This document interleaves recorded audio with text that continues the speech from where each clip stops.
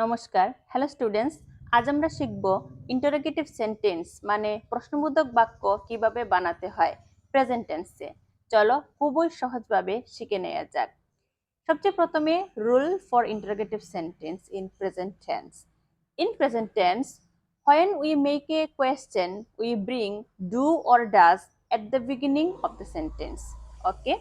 So do plus I, we, you, they plus base verb plus object. Okay? Second rule is does plus he, she, it plus base verb plus object. Okay?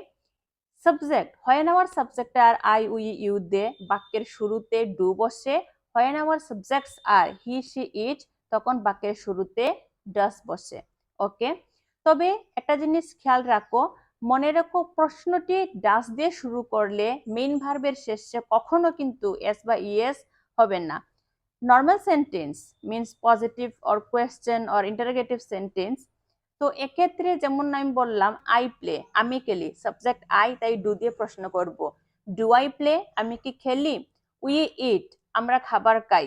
Do I eat, we subject, তাই do বসেছে। You read, do you read? They sing, তারা গান গায়, subject দে, তাই do দিয়ে প্রশ্ন হবে। Do they sing, তারা কি গান গায়?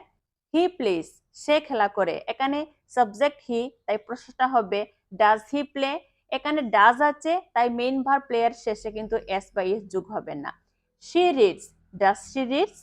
It works, does it work?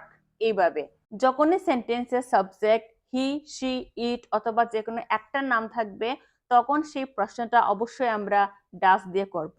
R subject I, you, we দিয়ে থাকলে সেই প্রশ্নটা সবসময় ডু দিয়ে করব। আর বাক্যের ডাজ থাকলে মেইন ভার্বের সঙ্গে এস বা ইএস যোগ হবে না। ওকে, আর আমরা আজকে এটা স্পেশালি বুঝতে পারলাম যে for making question formula is very easy. Question বানাতে শুধুমাত্র 3টা স্টেপ এর প্রয়োজন।